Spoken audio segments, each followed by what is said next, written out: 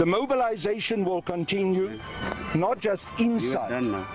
uCarl Niehaus nongumxhasi omkhulu kaMnumzana Jacob Zuma wabanjwa ngomhla wesi-8 kuJulayi wenyaka ophelileyo emva kweeyure ezimbalwa kuvalelwe uMnumzana Zuma. uNiehaus akalivumanga ityala-tyatye kwalona lokophula imiqathango ye-COVID-19. uCaptain Benedict Moss nowabamba uNiehaus xelele inkundla ukuba uNiehaus wabanjelwa ukubamba indibano neqela labantu ngolwasuku. uthi uNiehaus zange awumamele umyalelo wamapolisa ngethuba elumkiswa ngelithi into awayeyenza ayikho mthethweni. ngethuba ephekwe sophulwa ngemibuzo uthe kusenokwenzeka ukuba uNiehaus wayethetha ne-SABC ngethuba ebanjwa.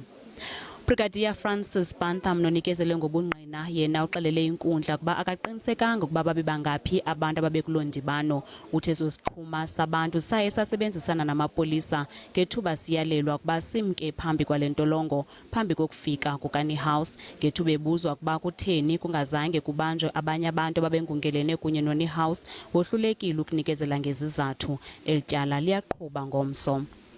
Kanti nososiba jikelele we-ANC onqunyanyisiweyo uMnumzana Ace Magashule bevele enkundleni noosomashishini atyholwa kunye nabo kwinkundla kamantyi yaseBloemfontein. ujongene namatyala liqela aquka ithenda ye-asbestos eyanikezelwa ngokungekho mthethweni neyaxabisa izigidi ngezigidi zeerandi. baza kubuyela enkundleni kwakhona ngomvulo.